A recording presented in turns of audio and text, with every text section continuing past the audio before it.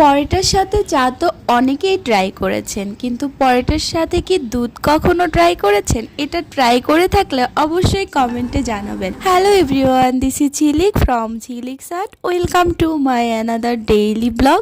সকালটা শুরু করলাম 1 কাপ চিয়া সিড ভেজানো পানি দিয়ে, আর এই তো বারান্দায় বসেছিলাম, ভিউটা এনজয় করছিলাম, আর আমার যে রজনীগন্ধা গাছটা ওইটা দেখছিলাম। তো এই তো তারপরে আমার বেডটা গুছিয়ে নিলাম। বেডটা গুছিয়ে তারপর আমার যে আউটফিটটা আমি আজকে অফিসে পরে যাব ওইটা রেডি করে শাওয়ারে চলে গেলাম। শাওয়ার থেকে এসে ভাবলাম আজকে একটু দুধ খাই, যেহেতু দুধটা বের করাই ছিল, রাতে জাল দেওয়া ছিল, আমার আসলে রাতে খেতে মনে ছিল না, এই জন্য ভাবলাম আজকে একটু গরম দুধ খাই আর সাথে একটা পরোটা ভেজে নিই।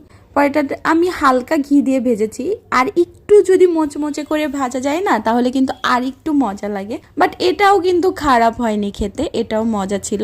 আপনারা এটা ট্রাই করে দেখতে পারেন। আর সকাল সকাল না একদম খালি পেটে দুধ চাটা না আমার খুবই দেখা যায় যে অ্যাসিডিটির প্রবলেম হয়ে যায়, আমি ইগনোর করি। আর ইদানিং একটু দুধ চাটা একটু কমই খাওয়া হয়, অ্যাভয়েড করি, কারণ আসলে এমনিতেই তো বসে থাকা হয় সারাদিন, যার জন্য।